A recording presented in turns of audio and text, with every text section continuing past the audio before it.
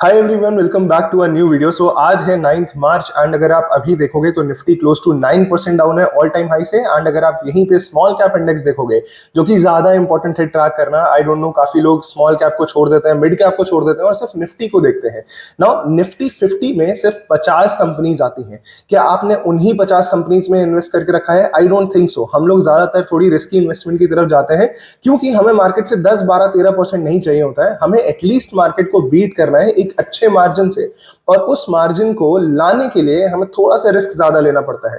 तो अगर हमारे पोर्टफोलियो में मिड कैप और स्मॉल कैप कंपनी ज्यादा है और आप सिर्फ निफ्टी 50 को देख के अपने पोर्टफोलियो को कंपेयर करोगे तो हमेशा आप गलत अंदाजा लगा पाओगे अपने पोर्टफोलियो का भी और मार्केट का भी। तो निफ्टी देखें तो 9% डाउन है, स्मॉल कैप हमारा 20% डाउन है, which is a massive difference.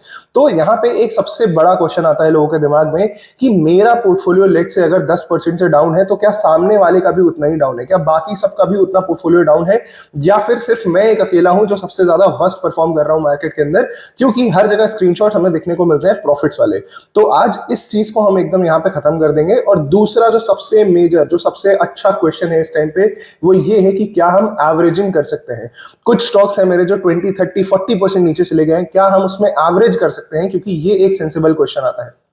पहला क्वेश्चन है जो हमारे मन के अंदर का डर है। दूसरा क्वेश्चन है जो हमें एक्चुअल में अल्फा बनाने में मदद कर सकता है या फिर ज्यादा रिटर्न्स बनाने में मदद कर सकता है, जो कि है सही टाइम पे एवरेज करना। तो आज इन दोनों चीजों को हम साथ में लेके चलते हैं।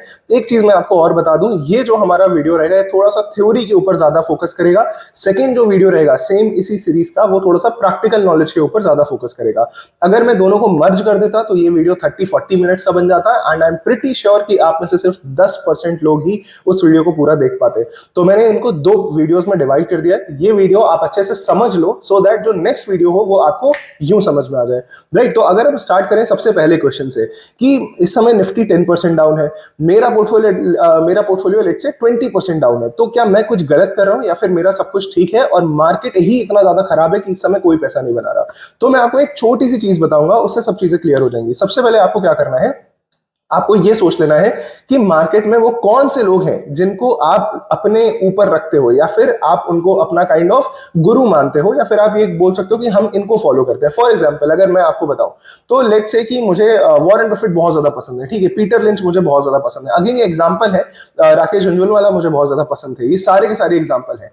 अगर आपने इनको अपने ऊपर रखा है, विच मीन्स कि आपने इनको अपना गुरु मान के रखा है, तो आप क्या करोगे कि आप जैसे ही मार्केट गिरेगा तो आप इनका पोर्टफोलियो पहले देखोगे और देखोगे कि इनका पोर्टफोलियो कितना गिरा है। अगर इनका पोर्टफोलियो 20% गिरा है और आपका पोर्टफोलियो लेट से 15 या 20% गिरा है, तो आपको क्या होगा? आपको अंदर से सुकून आएगा कि चलो, जो मेरे खुद इतने बड़े जो मेरे मेंटोर हैं, काइंड ऑफ मेरे गुरु हैं, जिनका मैंने इतना बड़ा इमेज बना के रखा है अपने माइंड में, उनका पोर्टफोलियो 20% डाउन है, तो मैं कौन होता हूं, राइट, टेंशन लेने वाला। तो यही सेम चीज आप आज के जमाने में कर सकते हो। आपको पता है बहुत बड़े बड़े इन्वेस्टर्स के नाम आपने सुने होंगे, फॉर एग्जांपल विजय केडिया जी का सुना होगा, आशीष कचोलिया जी का आपने सुना होगा। ये जितने भी बड़े बड़े नाम हैं आप इनको ट्रैक करो और उनका पोर्टफोलियो देखो कि कितना ज्यादा गिरा है, आपको रियलिटी समझ में आ जाएगी। नाउ अगर आप नहीं पता आपको कैसे देख सकते हैं कैसे नहीं, तो एक वेबसाइट है ट्रेंड लाइन करके, आप उस पर जाकर सर्च कर सकते हो, आपको मिल जाएगा। वहां पे इन सबके पोर्टफोलियोज होते हैं और वहां पे दिखाते हैं कि कितना परसेंट उनका पोर्टफोलियो डाउन आया है जब से मार्केट गिरना शुरू हुआ है। आपको एक चार्ट देखने को मिल जाएगा। अगर मैं आपको सिर्फ एग्जाम्पल के तौर पर बताऊं तो विजय केडिया जी, सबने सुना होगा उनका नाम, राइट? उनका 2000 करोड़ का पोर्टफोलियो था और इस समय वही पोर्टफोलियो आपका 1000 करोड़ का हो चुका है। He is down about 50%। अब ये चीज दिमाग में रखनी है कि ये उनका स्टॉक मार्केट का पोर्टफोलियो है जो भी उन्होंने डिस्क्लोज करा है। रियल एस्टेट क्या है, गोल्ड सिल्वर क्या है, ये हमें नहीं पता, तो हम ये नहीं कह सकते कि उनकी नेटवर्थ आधी हो गई, बट हम ये जरूर कह सकते हैं कि मार्केट में इस समय उनका पोर्टफोलियो आधा हो चुका है। तो भाई अगर मेरा पोर्टफोलियो 20% डाउन है तो मुझे टेंशन लेने की क्या जरूरत है, जब इतने बड़े इन्वेस्टर का पोर्टफोलियो आधा हो चुका है। और सिर्फ वो अकेले नहीं है, बहुत सारे हैं जिनका आप वहां पे जाके चेकआउट कर सकते हो। किसी का 20% डाउन है, किसी का 30% डाउन है। तो ये जो क्वेश्चन है ना कि क्या मैं कुछ गलत कर रहा हूं, ये आप अपने दिमाग से हटा दो। इस समय मार्केट डाउन है, इस वजह से सबका पोर्टफोलियो इस समय डाउन है। हाँ, एक चीज मैं आपको जरूर बताऊंगा। फॉर एग्जांपल आप सिर्फ लार्ज कैप कंपनीज में इन्वेस्ट करते हो, सिर्फ बड़ी बड़ी कंपनीज में आप अपना पैसा डालते हो, और वहीं पे आप जब लार्ज कैप इंडेक्स को देखते हो तो लेट से जो हमारा लार्ज कैप इंडेक्स है, निफ्टी 50 ही बोल देते हैं उसको, वो 10% डाउन है, बट आपका पोर्टफोलियो 25% डाउन है। तो यहां पे कुछ गलती है, यहां आपको एक बार रिव्यू करने की जरूरत है। सेम तरीके से अगर हम बात करें कि मैं personally let's say small cap में बहुत ज्यादा हेविली इन्वेस्ट करता हूं क्योंकि मुझे ज्यादा रिटर्न चाहिए, तो मैं ज्यादा रिस्क भी लेता हूं।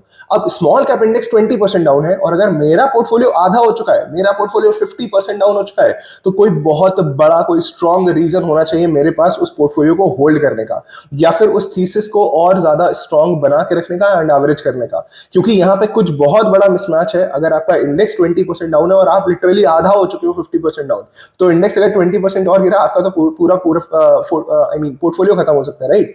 सो ये चीज देखना आपको जरूरी है। अगर आप कंपेयर कर रहे हो तो अच्छे से कंपेयर करो एंड कभी भी डरो मत। अगर आपने कंपनीज अच्छी पकड़ के रखी है, उनका सिर्फ प्राइस नीचे आ रहा है क्योंकि पूरा मार्केट नीचे जा रहा है, तो डरने का कोई सेंस नहीं है।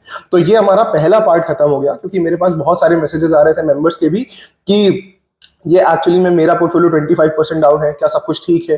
कोई तो अभी मुझसे ये भी कह रहा है कि सर मेरा पोर्टफोलियो 10% डाउन है, क्या ये ठीक है। तो ये सबसे ज्यादा नॉर्मल है एंड आप बहुत किस्मत वाले हो अगर आपका पोर्टफोलियो सिर्फ 10% डाउन है। अगर मैं अपने रिस्की पोर्टफोलियो की बात करूँ, सी मेरे पास मल्टीपल पोर्टफोलियोज है। अगर हम रिस्की पोर्टफोलियो की बात करें तो मेरा खुद का पोर्टफोलियो क्लोज टू 18-19% डाउन हो चुका है। मैं स्मॉल कैप में इन्वेस्ट करता हूँ, मैं माइक्रो कैप्स में इन्वेस्ट करता हूँ, और अगर आप इन दोनों का इंडेक्स देखोगे तो ऑन एन एवरेज 20-22% डाउन है। तो मैं अभी भी अपनी तरफ से ठीक कर रहा हूं एंड मैंने कोई भी एवरेजिंग नहीं करी है। अगर मैंने एवरेजिंग करी तो मेरा पोर्टफोलियो जो अभी 20% के आसपास डाउन है, वो 15% या 12% पे आ जाएगा। तो अभी मैं कोई एवरेजिंग नहीं कर रहा। एंड यहीं से हम अपना शुरू करते हैं सेकंड टॉपिक। वो सेकंड टॉपिक क्या था कि क्या हम एवरेजिंग करना शुरू कर सकते हैं। तो देखिए, मेरा जो पर्सनल यहाँ पे पूरा का पूरा स्ट्रैटेजी रहती है वो यही है कि मैं गिरते हुए स्टॉक में हाथ डालना नहीं पसंद करता हूं। अगर वो इंडेक्स नहीं है, लेट्स से निफ्टी 50 है, बैंक निफ्टी है, निफ्टी जूनियर है, स्मॉल कैप है, इन सारे इंडेक्स को मैं किसी भी लेवल पे बाई कर सकता हूं, मुझे डर नहीं लगेगा। बट अगर किसी स्टॉक के बारे में बात कर रहे हैं, तो स्टॉक अगर हमारा सीधे नीचे की तरफ गिर रहा है और उसमें आप बीच में पकड़ लोगे स्टॉक को जाके, सिर्फ इस वजह से क्योंकि आपको बहुत सस्ता लग रहा है, तो आपको क्या लगेगा कि ये और ज्यादा नहीं गिर सकता। बट वो स्टॉक उससे भी ज्यादा नीचे आ सकता है एंड आपको एक बेटर प्राइस दे सकता है। अब देखिए, ये सबका अपना अपना तरीका होता है। मैं वैसा इंसान नहीं हूं जो बिना प्राइस देखे इन्वेस्ट कर सके। अगर मुझे पता है मेरी कंपनी बहुत अच्छी है, स्टिल मैं टेक्निकल जरूर देखता हूं। तो अगर हम यहाँ पे एग्जांपल ले लेते हैं किसी भी रैंडम कंपनी का, तो लेट्स से कोफोर्ज का एग्जांपल लेते हैं। एंड इस चीज के ऊपर मैंने पहले भी आप लोगों से आई थिंक बात करी होगी लाइव सेशंस में। अगर हम कोफोर्ज का एग्जांपल लेते हैं, तो वो कंपनी मुझे पसंद आई थी जब वो 1700 पे थी। आई थिंक जो उसका ऑल टाइम हाई था वो 2200 समथिंग के आसपास था। वहां से वो कंपनी गिरी 1700 पे। उसने बेस फॉर्मेशन करा और मैंने सोचा कि चलो ये अच्छा लग रहा है, तो मैंने उसको ऐड कर लिया। उसके बाद क्या हुआ कि वो कंपनी गिरना शुरू हुई। 1700 से वो 1600 आई, 16 से 15 आई, 15 से 14 आई। अब क्या दिमाग में ये नहीं आता कि 20% डाउन हो चुकी है कंपनी, क्या आप इसको बाई कर सकते हैं?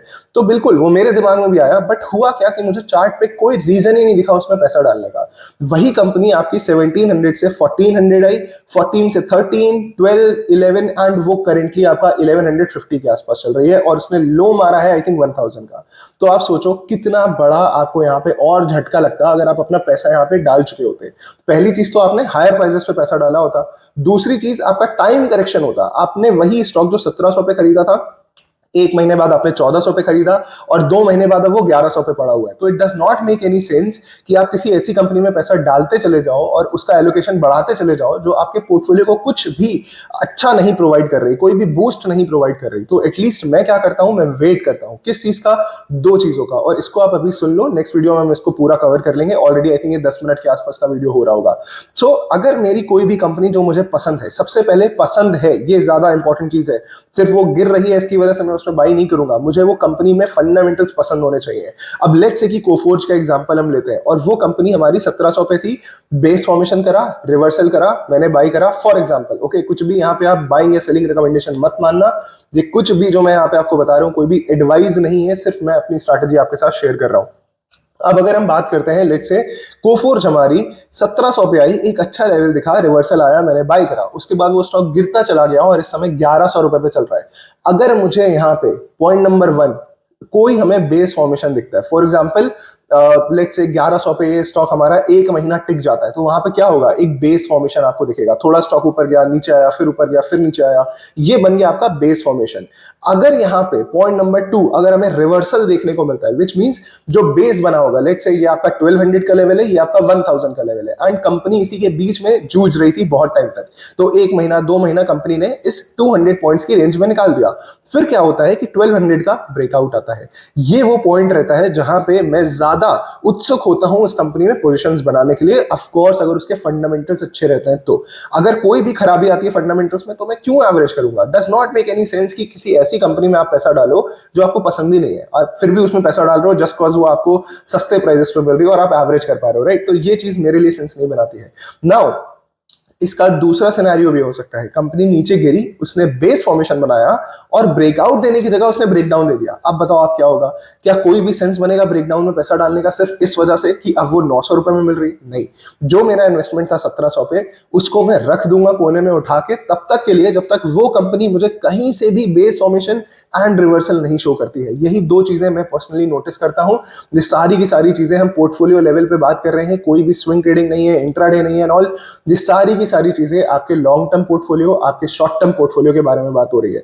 अगर इससे रिलेटेड कोई क्वेश्चन है, कोई चीज है, कोई थ्योरी है आपकी जो आप मुझे यहाँ पे बताना चाहते हो जिसकी वजह से आपको लगता है कि ज्यादा अल्फा मिल सकता है, तो कमेंट सेक्शन आपके लिए कंप्लीटली ओपन है। आपको जैसे जो मन है वहां पे लिखो, मैं जरूर उसको पढ़ूंगा एंड जो नेक्स्ट वीडियो हमारा आएगा जो प्रैक्टिकल वाला, उसमें मैं आपको यही सारी चीजें डिस्कस करके दिखाऊंगा एंड मल्टीपल एग्जांपल्स दिखाऊंगा सेम स्ट्रैटेजी के with fundamentals and with technicals. Of course वो एग्जांपल्स थोड़े से और डीप हो सकते हैं, तो थोड़ा और टाइम निकाल के आइएगा एंड इस वीडियो को जितनी बार देखने का मन करे उतनी बार देखिएगा सो दैट टेक्निकल्स वाला वीडियो आप इजीली समझ जाओ।